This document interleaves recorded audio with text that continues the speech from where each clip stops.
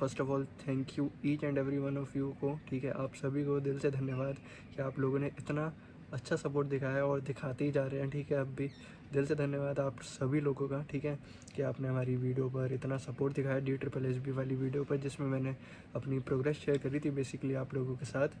तो लिटरली आप लोगों ने मुझे मजबूर कर दिया था कि ये वाली वीडियो मुझे बनाने पर, ठीक है, वरना मेरा कोई मूड नहीं था लिटरली वाली वीडियो बनाने का, ठीक है, Q&A वाला राउंड करने का इस समय पर, तो ठीक है।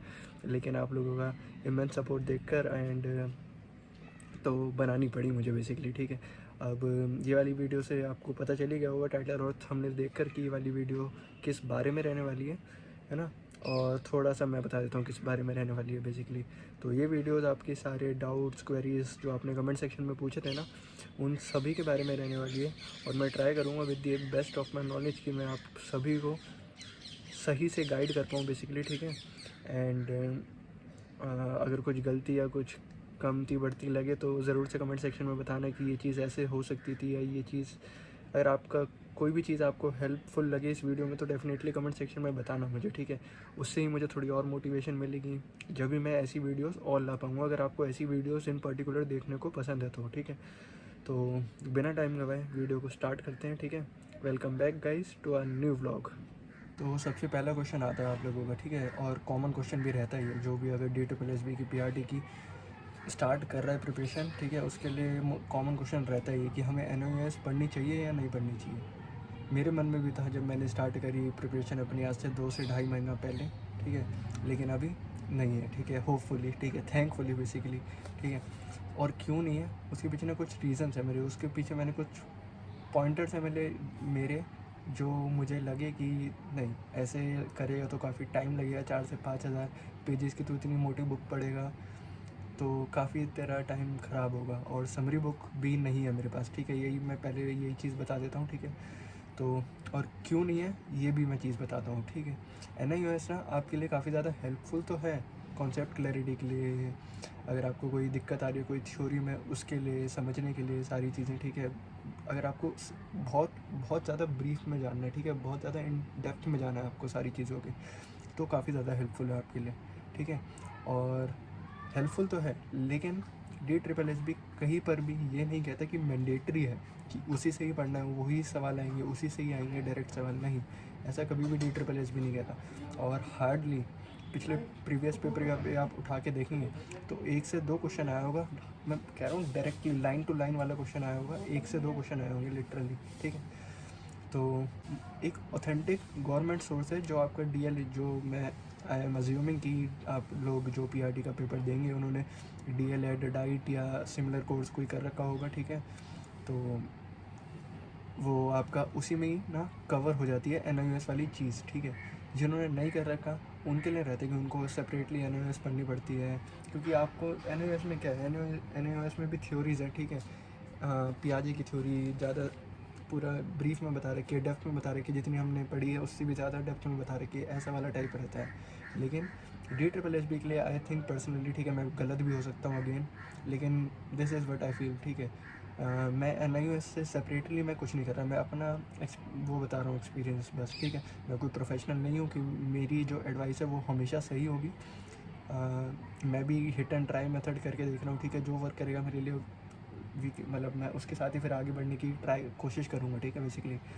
तो ये था NIOS का आंसर, ठीक है। और ना अगर समरी बुक पढ़ सकते हो एक बारी को, ठीक है, समरी बुक मैं भी लूँगा, मैं जनवरी के आसपास लूँगा, न्यू ईयर के आसपास, जब मेरा ऑलमोस्ट सारा सिलेबस ख़त्म हो जाएगा, ठीक है। एक बारी देखने के लिए कि क्या है NIOS में, क्या चीज़ है NIOS, ठीक है।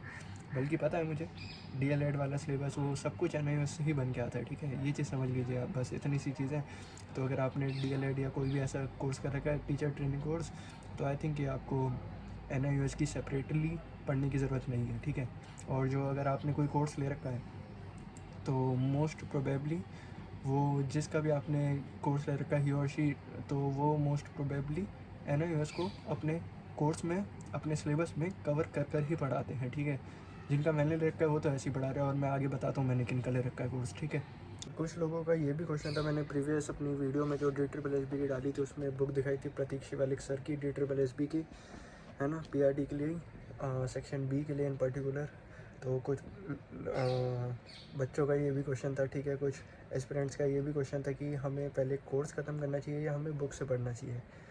तो मुझे इसका आंसर तो नहीं पता, बट मुझे ये पता है कि मैं कैसे कर रहा हूँ, और मेरे लिए तो ये चीज़ वर्क कर रही है, ठीक है, और नो रीज़न मेरे लिए तो वर्क कर रही है ये, ठीक है। तो इसलिए मैं आप लोगों के साथ ये चीज़ शेयर कर रहा हूँ। मैं कोर्स और बुक को साइड बाय साइड लेके चल रहा हूँ बेसिकली, कि जो चीज़ मैंने कोर्स से करी उसको मैंने, मुझ पे एक PYQ की भी बुक है, मैंने दिखाई थी प्रीवियस वीडियो में अगेन, ये वाली। तो जैसे ही मेरा कोई भी कोर्स का मेरा चैप्टर ख़त्म होता है, कोई भी टॉपिक ख़त्म होता है, मैं इसमें इसका इंडेक्स खोलता हूँ, वो वाला चैप्टर निकालता हूँ, उसके 20 से 25 क्वेश्चन लगाता हूँ इन अ गो में, एक गो में, ठीक है। तो उससे एक आइडिया हो जाता है कि मुझे कहाँ पे लैग हो रहा है, ठीक है। तो अगर जो आप चैप्टर या अपने टॉपिक ख़त्म होने के बाद 20 क्वेश्चन लगाते हैं, सपोज़ कि आप 20 क्वेश्चन लगा रहे हैं, और अगर आपके 20 में से 17 या 18 सही नहीं हो रहे, तो आपको फिर से वो चीज़ रिपीट पे देखने की ज़रूरत है, या उस समय पे आपके लिए ये चीज़ काम में आती है, मेरे लिए तो, ठीक है। एटलीस्ट उस समय पे ये चीज़ काम में आ रही है मेरे लिए। जो चीज़ में मुझे डिफ़िकल्टी हो रही है, मैं डायरेक्ट वाला चैप्टर खोलता हूँ, डायरेक्ट वो टॉपिक खोलता हूँ। प्रतीक शिवालिक सर की वाली बुक काफ़ी डिस्क्रिप्टिव है, काफ़ी काफ़ी अच्छे से समझा रखा है उन्होंने, हर टॉपिक को अच्छे से समझा रखा है, लाइन बाय लाइन, ठीक है।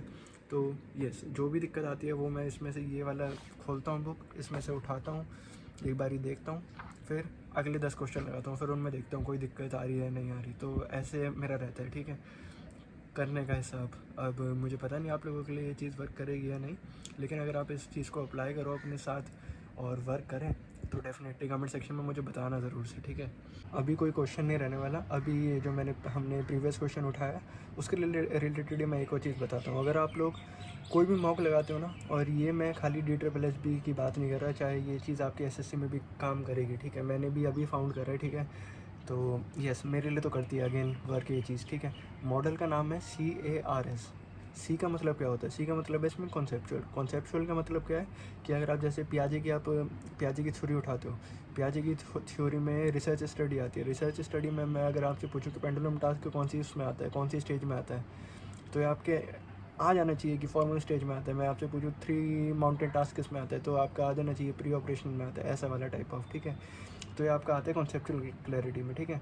अब आता है हमारा मॉडल का नाम है कार्स, ठीक है। तो अब आता है हमारा एप्लीकेशन में क्या रहता है, एप्लीकेशन में कि हम कंफ्यूज हो जाते हैं। जैसे हम ब्लूम टेक्सोनॉमी उठाते हैं, ब्लूम टेक्सोनॉमी में एप्लीकेशन और एनालिसिस रहता है, ठीक है। एप्लीकेशन का मतलब रहता है यूज़ और अप्लाई करना, एनालिसिस का मतलब रहता है कंपेयर करना। अब इन दोनों में कंफ्यूज हो सकते हैं काफ़ी बारी, ठीक है। मैं भी शुरुआत में हुआ था, काफ़ी बारी कंफ्यूज हो गया था मैं इनमें कि ये कहाँ पे आई थी, अच्छा ऐसे नहीं, काफ़ी बारी हो जाते हैं कंफ्यूज, ठीक है। और अब बचते हैं हमारे आर और एस। आर का मतलब होता है बेसिकली रीडिंग मिस्टेक हो जाती है, और एस का मतलब होता है सिली मिस्टेक। तो आप ना इसका, जब भी आप कोई पेपर बनाओ ना, ये पेपर है, इसके ऊपर लिखो CARS, तो इसके नीचे आप लिखो कि आपके कौन से क्वेश्चन, कौन सी कॉन्सेप्ट में आपको दिक्कत हुई। एप्लीकेशन में लिखो कौन से आपको, कहाँ पे आपने मिस्टेक करी। रीडिंग में लिखो कि कहाँ पे आपने, वो लिखा रहता है ना क्वेश्चन में, विच इज़ ये, और कई बार ये आ जाता है विच इज़ नॉट को हम पढ़ने में भूल जाते हैं कभी कभार, ठीक है। तो इससे ये आपकी रीडिंग मिस्टेक में आती है, तो आपको पता चलेगा कि नहीं मुझे और ध्यान से पढ़ना है। इसीलिए मिस्टेक में देखो कि यार नहीं, ये तो मुझे पता था कि कैसे हो जाता है, वैसा वाला टाइप ऑफ, ठीक है। तो ये चीज़ आपको ना हेल्प करेगी, आई थिंक सो, ठीक है। करनी तो चाहिए, मेरे लिए तो वर्क कर रही है और मैं कर रहा हूँ, उसको यूज़ में ला रहा हूँ, ठीक है। ये देखो मैंने लिख रखा था यहाँ पे, है ना। तो यस, ऐसा कुछ है अभी तो। और ये था हमारा CARS मॉडल। अब हम उठाते हैं आपके अगले क्वेश्चंस को, ठीक है। तो ये रहने वाली है मेरी टेलीग्राम की आईडी, ठीक है। आप लोगों ने पूछा था कि भैया अपनी टेलीग्राम की आईडी भी बता देना, अगर कुछ हमारे पर्सनल डाउट होते हैं तो हम पूछ सकेंगे। तो ये है मेरी टेलीग्राम की आईडी @YASHES0829, ठीक है। तो अगर आपकी कोई भी क्वेरी होती है और अगर आप मुझसे कनेक्ट करना चाहते हैं तो इस आईडी पे कनेक्ट कर सकते हैं, ओके। तो अब आता है हमारा अगला क्वेश्चन।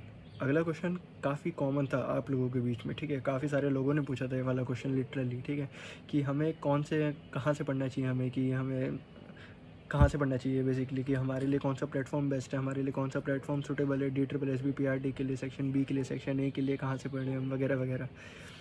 तो मैंने कमेंट सेक्शन में भी यही चीज़ कही थी, और यहाँ पे भी मैं एक ही चीज़ कहूँगा, ठीक है, कि आप वहाँ से पढ़ो जहाँ से आपको समझ में आता है। ये मत करना कि अच्छा इन्होंने ये वाला कोर्स ले रखा है तो मुझे भी यही कोर्स लेना है, इन्होंने ये वाला ले रखा है तो मुझे भी यही लेना है। नहीं, आपको जिससे समझ में आता है, आप जिससे कनेक्टेड फील करते हैं, आप जिनकी बात को समझ पाते हैं ईजिली, ठीक है, उनका कोर्स आपके लिए बेस्ट है, ठीक है। इससे ज़्यादा आपको किसी की बात कोई सुनने की ज़रूरत नहीं, ठीक है। मैं भी बोलूँ आपसे कि नहीं ये वाला कोर्स ले लो, मेरा कोर्स ले लो, नहीं मेरा कोर्स है नहीं बाय द वे कोई भी, ठीक है। तो ये मत पूछना कि आपका कोर्स वगैरह वगैरह, है ना। बस आई होप कि आपको समझ में आया होगा कि मैं क्या चीज़ कहना चाह रहा हूँ। एंड बाय द वे मैंने किसका कोर्स ले रखा है, ये वाला, ये भी क्वेश्चन पूछा था आप लोगों ने, तो इसी उसमें 2 क्वेश्चन कवर हो रहे हैं। मैंने ले रखा है अध्ययन मंत्रा का सेक्शन बी का कोर्स ले रखा है मैंने, रिकॉर्डेड बैच ले रखा है मैंने, ठीक है, रोहित सर का बेसिकली, ठीक है। और अगेन ये चीज़ मत करना कि मैंने ले रखा है रोहित सर का कोर्स तो आपको भी वही लेना है, नहीं। आपके लिए जो सर का, जो मैम का आपको बेस्ट समझ में आता है, उनके साथ आप कनेक्टेड फील करते हैं, ठीक है, एंड यस, तो उनका ही कोर्स लेना, ठीक है। किसी के भी इन्फ्लुएंस में आके कभी भी कोई चीज़ मत करना, ठीक है। मेरी तो यही राय रहेगी। And at last it is, मतलब ये आपका डिसीजन रहने वाला है कि आपको किसका लेना है किसका नहीं, ठीक है। तो ऑल द बेस्ट। क्वेश्चन, अगला क्वेश्चन आप लोगों ने पूछा कि हमारी इंग्लिश वीक है, इंग्लिश को हम कैसे अपनी इम्प्रूव कर सकते हैं बेसिकली। तो इंग्लिश को इम्प्रूव करने के लिए ना, आई थिंक जैसे कि मैंने आपको दिखाया था ना कि मैंने सेक्शन बी के लिए अपना बना रखा है ये चार्ट कि टायर वाइज मैंने टॉपिक लिख रखे हैं कि कौन सा टॉपिक कितने वेटेज का आ रहा है। तो ऐसे ही मैंने इंग्लिश का बना रखा है, ठीक है। तो मेरा ना सिंपल सा फंडा है कि मुझे फालतू कोई भी चीज़ नहीं पढ़नी, ठीक है।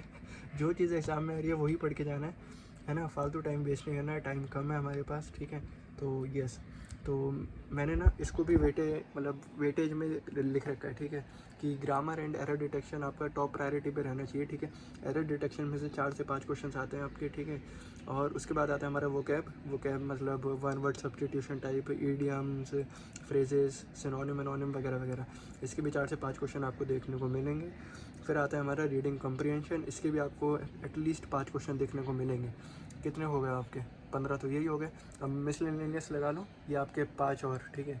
तो अगर आप ऊपर के 3 को भी सही से कर लेते हैं ना, एरर डिटेक्शन, वर्ड और ईडियम्स वगैरह, आपको ना अपने पहले बेसिक क्लियर करने की ज़रूरत होगी, ठीक है। यही रहती है, क्योंकि प्रॉब्लम यही रहती है कि बेसिक क्लियर्स नहीं है हमारे, ठीक है, कि हमें टेंसेस वगैरह, फ्रेजेस, ये सारी चीज़ें नहीं पता।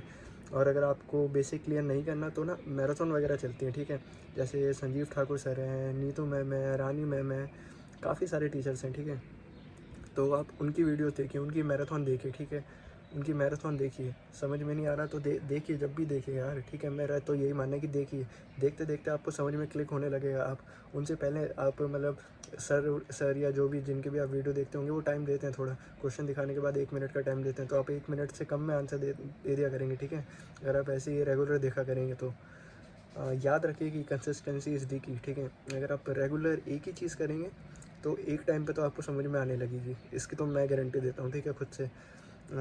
मैं भी कोई इतना वो नहीं हूँ, ठीक है, कि मैं भी कोई इतना, मैं इंग्लिश कोई भी सब्जेक्ट में मैं इतना टॉप नहीं हूँ, लेकिन मैं कंटिन्यूस प्रैक्टिस, कंसिस्टेंसी प्रैक्टिस पे ज़्यादा फोकस करता हूँ, ठीक है। तो यस, मेरे लिए तो ये चीज़ वर्क कर रही है अगेन, ठीक है, कि कंसिस्टेंट रहिए, ठीक है, प्रैक्टिस करते रहिए, कंटिन्यूस प्रैक्टिस पे ध्यान दीजिए, ठीक है। एक भी दिन अगर आपकी छूटी ना प्रैक्टिस तो अगले दिन आपको डबल प्रैक्टिस करनी है। अगर आप 1 घंटे करते हैं ना, एक दिन में इंग्लिश को 1 घंटा देते हैं, अगर आपने एक दिन छोड़ा तो अगले दिन आप 2 घंटे देना।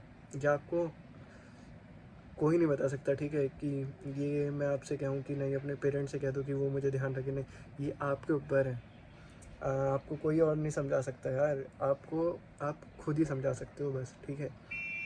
मेरा तो यही मानना है, ठीक है, कि आपको कोई गाइड नहीं कर सकता आपके खुद के सिवाय, ठीक है। आपको पता है आपके लिए क्या सही है, आपके लिए क्या गलत है। आप अगर अभी फ़ोन चला रहे हो, इंस्टा पे रील देख रहे हो, तो वो आपको पता है आपके लिए गलत है, लेकिन आप फिर भी कर रहे हो, तो वो चीज़ है, ठीक है। तो इससे अच्छा वो उन चीज़ों को हटाई दीजिए अपनी ज़िंदगी से, जो आपका फालतू टाइम वेस्ट कर रहे हैं, ठीक है। जैसे कि इंस्टाग्राम वगैरह वगैरह। अगर आप यूट्यूब पे भी फालतू टाइम वेस्ट करते हैं तो आई वुड से कि मेरी वीडियो भी मत देखिए, अगर आपको हेल्प नहीं मिल रही, ठीक है, डेफिनेटली मत देखिएगा। अगर आपको हेल्प नहीं मिल रही, बिल्कुल हेल्प नहीं मिल रही, बेसिकली हेल्प मिल रही है तो देखिए, नहीं मिल रही तो नहीं देखिए, ठीक है। एंड अगर आप यूट्यूब भी रील्स वगैरह स्क्रॉल करने के लिए चलाते हैं तो यूट्यूब भी डिलीट कर दीजिए, मेरी माने तो, ठीक है। बुक्स वगैरह ख़रीदिए, कोर्स ख़रीदिए एंड उससे ही पढ़िए, ठीक है। तो अब हम उठाते हैं अपना लास्ट क्वेश्चन पूछा है आप लोगों ने कि मतलब लास्ट क्वेश्चन तो नहीं रहने वाला, क्वेश्चन तो आपने काफ़ी पूछे हैं, लेकिन हाँ इस वीडियो का हमारा लास्ट क्वेश्चन रहने वाला है कि भैया हमारा सेक्शन बी का सिलेबस एक्सप्लेन कर दीजिए, मतलब बता दीजिए, संक्षेप में बता दीजिए, थोड़ा एक्सप्लेन कर दीजिए, ठीक है। तो सेक्शन बी का ना मैंने पहले भी दिखाया था, ये चीज़ मैंने बना रखा है। अगर आप लोग चाहते हैं मैं इसको थोड़ा एक्सप्लेन करूं इस चीज़ को, कि बताऊं आपको पूरा कि मैंने क्यों बनाया है, कैसे बनाया है, तो इस वीडियो पर अगर अच्छा रिस्पॉन्स आता है तो again I am definitely more than happy कि मैं आपके लिए अगली वीडियो सेक्शन बी के ऊपर सेपरेटली लाऊं, ठीक है। पेडागोजी TATM वाला पार्ट उठाऊं और आप लोगों को थोड़ा एक्सप्लेन करूं with the best of my knowledge again, ठीक है। एंड यस, यही था इस वीडियो के लिए, काफ़ी ज़्यादा लंबी हो गई होगी मेरे ख्याल से, ठीक है। एंड मिलते हैं हम आपसे नेक्स्ट वीडियो में, ख्याल रखिएगा अपना, एंड ज़रूर से बताइएगा कमेंट सेक्शन में अगर आपके कोई और भी डाउट्स हैं जो मैंने नहीं लिए, ठीक है, तो कमेंट सेक्शन में बताइएगा उनको। एंड मिलते हैं आपसे नेक्स्ट वीडियो में, टिल देन ख्याल रखिए अपना, thanks for watching, bye bye. इस वीडियो पे अच्छा रिस्पॉन्स करना, जब भी मैं अगली वीडियो भी with the same motivation, with the same energy के साथ बना पाऊँगा। एंड यस, अब ज़्यादा बातें नहीं करते, पढ़ते हम भी, आप भी पढ़िए। टिल देन बाय बाय, ख्याल रखिए अपना, thanks for watching, bye bye.